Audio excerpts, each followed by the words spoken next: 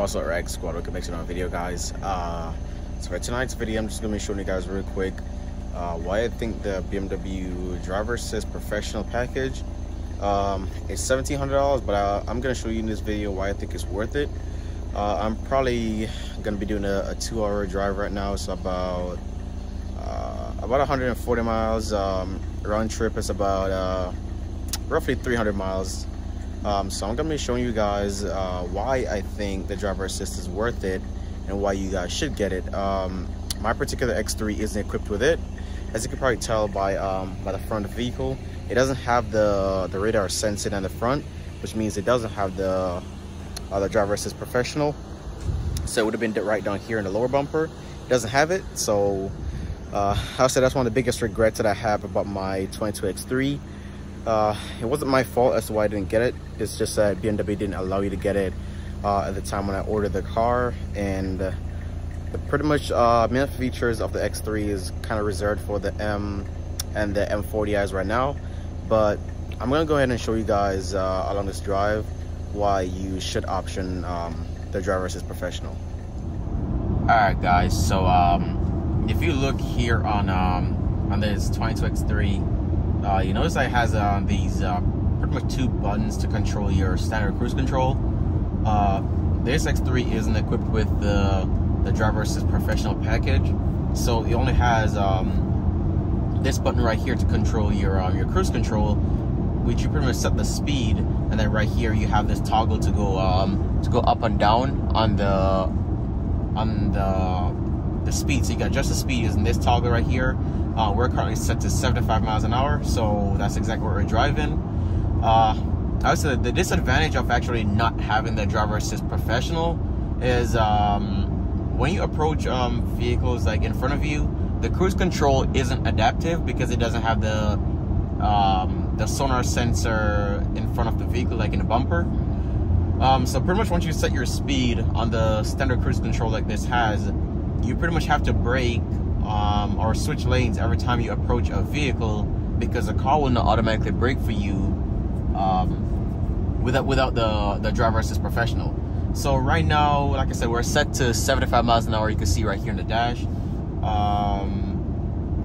We're about to approach a few vehicles ahead of me. I'm not gonna get too close to it, but I'm gonna show you guys that it actually doesn't brake for you if you're approaching a vehicle that's slower, and say you're set to 75 like I am, and the vehicle in front of me is probably going 70. Once I get within distance of it, a little car icon, a red icon will appear on the dash. That lets me know I'm too close to the vehicle in front of me. So at that point, I'm gonna have to brake.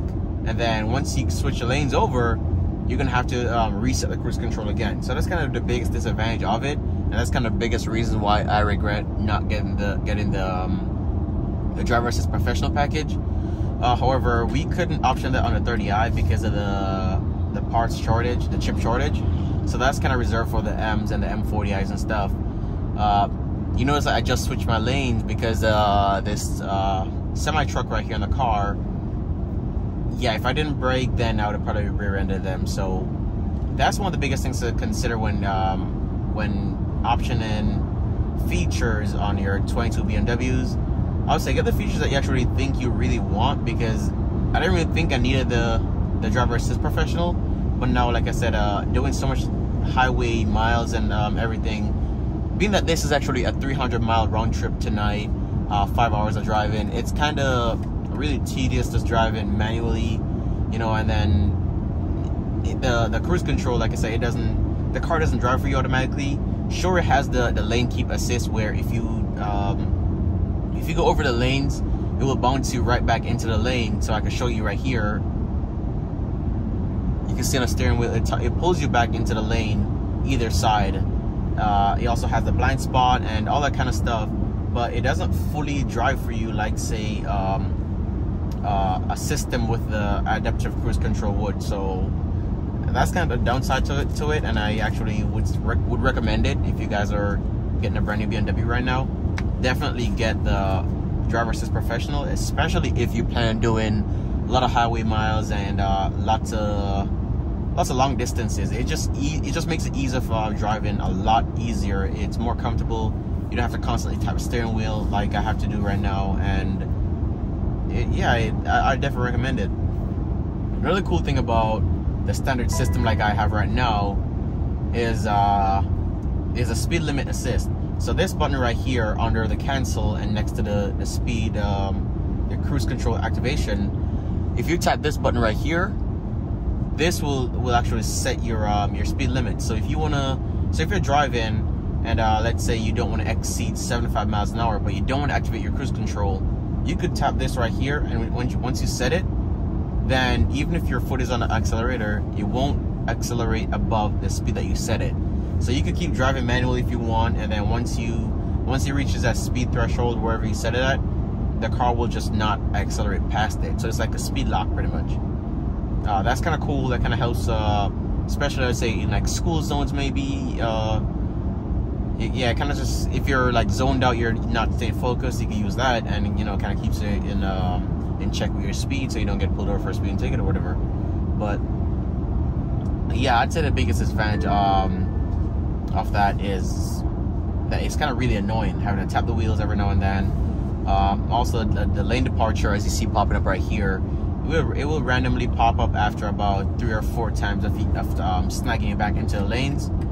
And I'm going to show you right now that I'm approaching the vehicle in front of me. Same thing again, I have to merge before it's too late, because the cruise control won't do it for you. If you look right here where our driver assistant functions right here, these are the standard systems that we have. So right now we have pretty much everything on. However, if you configure the individual settings, then you have the forward collision mitigation, and that's just a warning to let you know that there's something in front of you, you're about to collide with it. Also, it will automatically brake if it could see the object in front of you. It will light the entire dash like in red, so it will give you like 6 pulses of the entire digital cockpit in red. At that point, it's really imminent danger, and it's likely you're gonna either collide or the car is gonna try to reduce it as much as possible. We also have the steering intervention, which is a part of the lane departure. So I've shown you several times now. See, the car bounces me back into the lane. You can turn that off.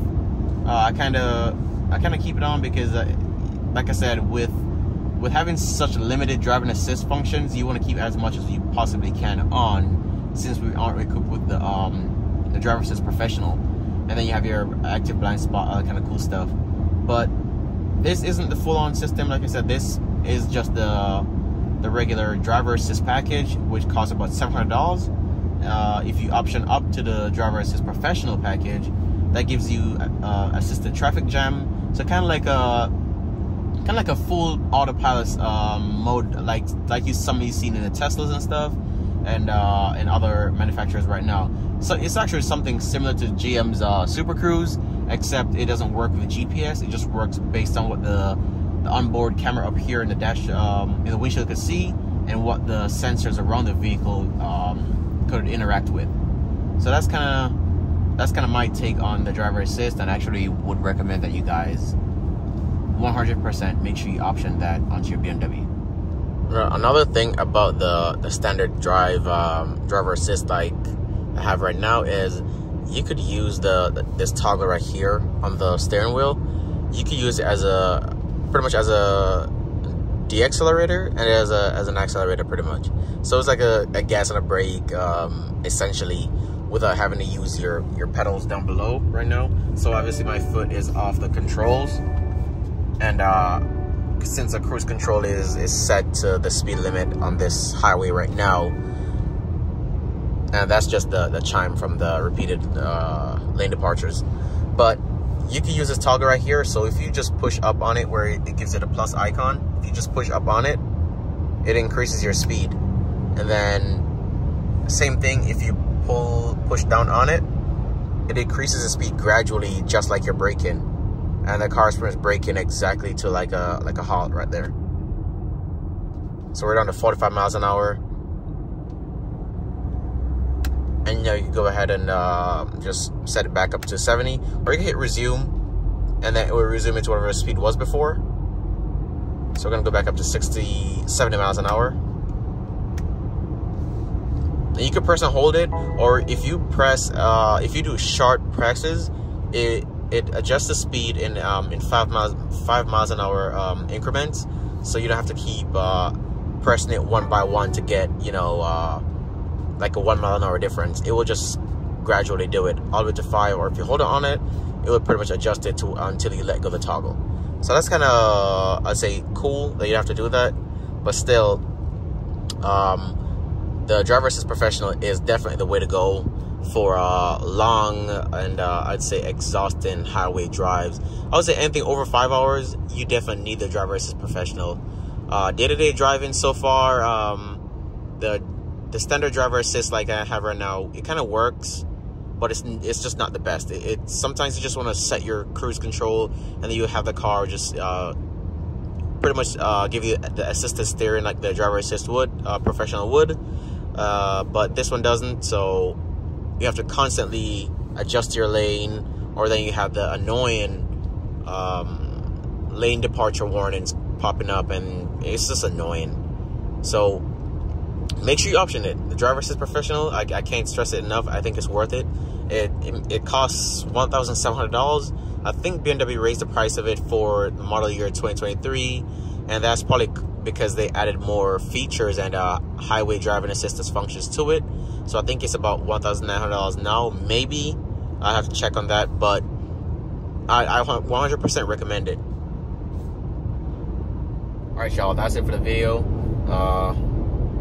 See you guys in the next one. Peace.